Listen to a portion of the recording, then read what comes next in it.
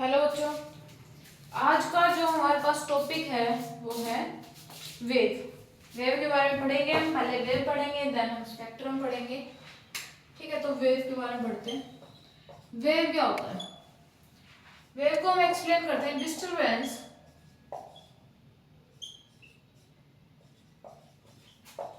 Which carries energy from one position या place to another. क्या बोलते हैं इसको? वेव। वेव के बारे में जब हम जनरली बात करते हैं ना, तो हमारे पास ऑलवेज हम स्ट्रक्चर के बारे में कैसा सोचते हैं कि स्ट्रक्चर हमारा होगा कुछ ऐसे। ठीक है, लेकिन हम वेव के बारे में ऐसा ही क्यों सोचते हैं? वेव तो हमारे पास ऐसी भी हो सकती है, या फिर वेव जो है हमारे पास वो ऐसी भी हो सकती है। लेकिन जब हम जनरली जब भी सोचते हैं तो हमारे पास जो मेजर स्ट्रक्चर हम सोचते हैं, थिंक करते हैं, वो स्ट्रक्चर कुछ ऐसा होता है। अब जब भी हम वेव पढ़ते हैं तो हमको इसके अंदर अलग अलग चीजें पढ़ने को मिलती हैं। जैसे कि एक पॉइंट आता है हमारे पास एम्पलीट्यूड, एक आता है टाइम पीरियड, और एक आता है फ्रीक्वेंसी। एम्पलीट्यूड क्या होता है? इस मिड पॉइंट से लेके जो ये हाईएस्ट लेंथ शो करता है ना, उसको हम बोलते हैं क्या? एम्पलीट्यूड। टाइम पीरियड की बात करते हैं। टाइम पीरियड से हम क्या समझते हैं कि एक पूरी वेव को पूरा करने के लिए जो उसने टाइम लिया, उसको हम क्या बोलते हैं? टाइम पीरियड बोलते हैं। ठीक है, टाइम पीरियड को टी से शो करते हैं। इसके बाद हम बात करते हैं फ्रीक्वेंसी के लिए। फ्रीक्वेंसी हम कैसे निकाल सकते हैं? फ्रीक्वेंसी निकालने के लिए हमारे पास होता है frequency is equal to number of waves upon में टाइम टेकन, या फिर टाइम पीरियड बोल सकते हैं। मान लो जो नंबर ऑफ वेव्स है हमारे पास एक है, टाइम टेकन टी, तो हमारे पास यूनिट क्या हो जाएगी इसकी? पर सेकंड, या फिर हम इसको क्या बोल सकते हैं? हर्ट्ज से भी इसको क्या करते हैं? मेजर करते हैं। ठीक है, तो ये वाला पोर्शन था हमारे पास वेव के लिए। नेक्स्ट आ जाता है हमारे पास वेवलेंथ। वेवलेंथ को हम कैसे एक्सप्लेन कर सकते हैं? इसको हम लिख सकते हैं लेंथ ऑफ कंप्लीट वेव। मतलब कि एक वेव ये प्रेजेंट था हमारे पास, तो ये जो पूरी वेव है इसको कवर करने के लिए जितनी लेंथ इसमें प्रेजेंट है उसको बोलते हैं हम वेव लेंथ। अब इसको प्रॉपर्ली अगर थ्योरेटिकल बेस पे अगर हम एक्सप्लेन करते हैं तो हम इसमें लिखते हैं डिस्टेंस बिटवीन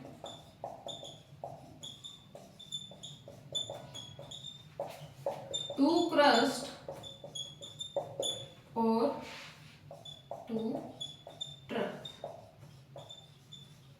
ठीक है, जैसे कि एक ये पॉइंट है तो दूसरा ये पॉइंट आने तक जो हमारे पास स्पेस प्रेजेंट है उसको क्या बोलते हैं हम? Wave length. ठीक है, अब इसके आगे हम इसका क्या करते हैं? फॉर्मूला लिखते हैं वेव लेंथ के लिए। तो इसमें हम लिखते हैं speed of wave. Speed of wave के लिए हमारा फॉर्मूला क्या होता है? डिस्प्लेसमेंट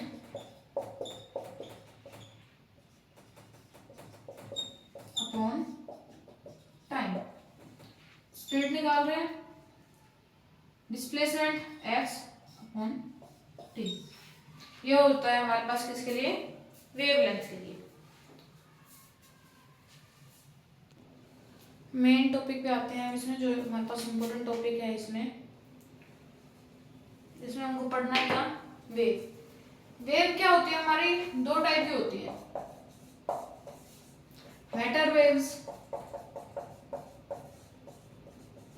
और electro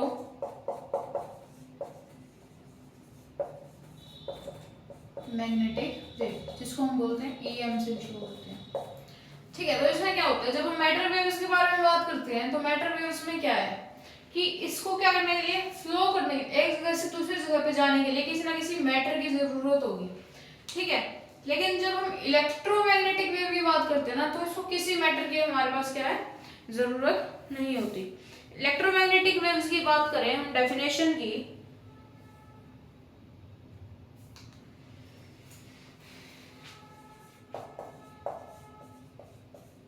in this waves the electrical field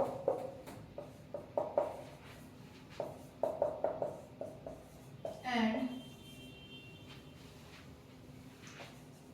magnetic field are perpendicular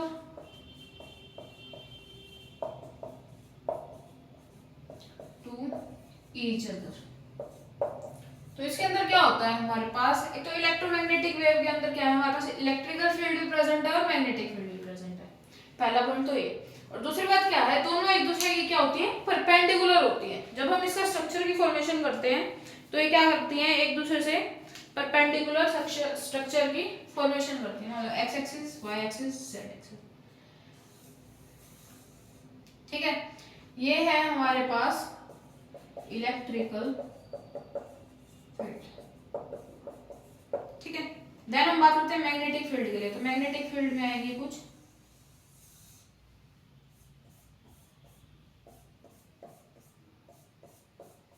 ये हमारे पास मैग्नेटिक फील्ड क्या करती है, एक दूसरे से क्या कर रही है, परपेंडिकुलर स्ट्रक्चर की फॉर्मेशन कर रही है। ठीक है, तो ऐसे कुछ हम बनाते हैं इलेक्ट्रोमैग्नेटिक वेव्स के लिए स्ट्रक्चर। इसके बाद इलेक्ट्रोमैग्नेटिक वेव्स की कुछ प्रॉपर्टीज की बात कर लेते हैं। आई होप जितना बताया है उतना समझ में आ गया सबको। यहाँ पे कोई इशू हो तो कमेंट कर देना, कोई इशू नहीं है मुझे।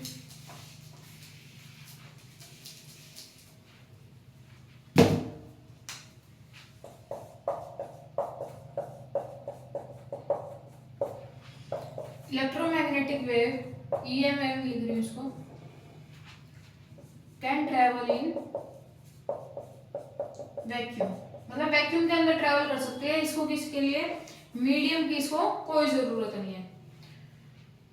इलेक्ट्रोमैग्नेटिक वेव जो है वर्क करती है विद स्पीड ऑफ लाइट।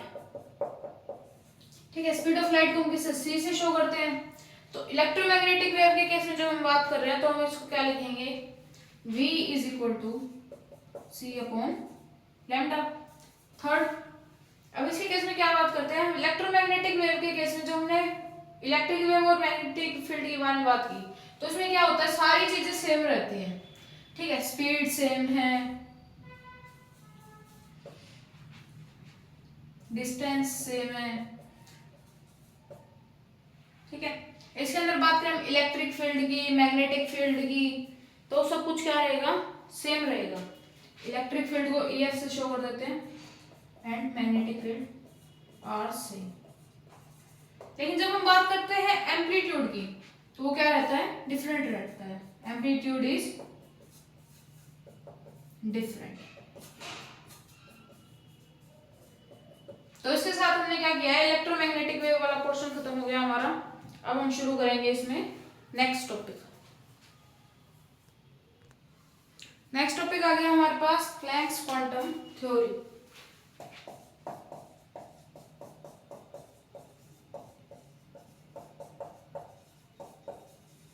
जो हमको किसने दी थी, मैक्सवेल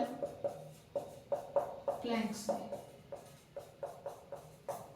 ठीक है, तो इसने क्या बोला था हमारे पास, जो इलेक्ट्रोमैग्नेटिक वेव्स है आर नॉट कंटिन्यूअस, कि जो इसके अंदर एनर्जी प्रेजेंट है ना वो नॉट कंटिन्यूअस है, मतलब एक फ्लो में नहीं चल रही। ठीक है, तो इसमें क्या बोलेंगे हम कि वो क्या है, energy present in the form of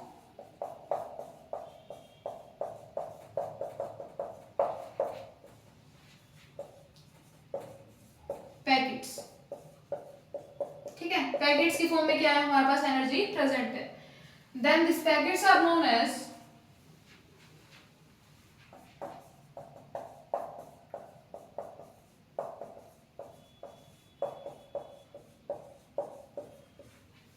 quanta. ठीक है, तो जो हमारे पास पैकेट्स के अंदर एनर्जी प्रेजेंट है उसको हम क्या बोलते हैं, क्वांटा बोलते हैं। ठीक है, देन है प्लैंक्स क्वांटम थ्योरी के अंदर हमको जो फॉर्मूला दिया था कि क्या होता है, पहले तो हम इसी के केस में बात कर लेते हैं। जब हम लाइट के केस में बात करते हैं ना, इन द केस ऑफ लाइट,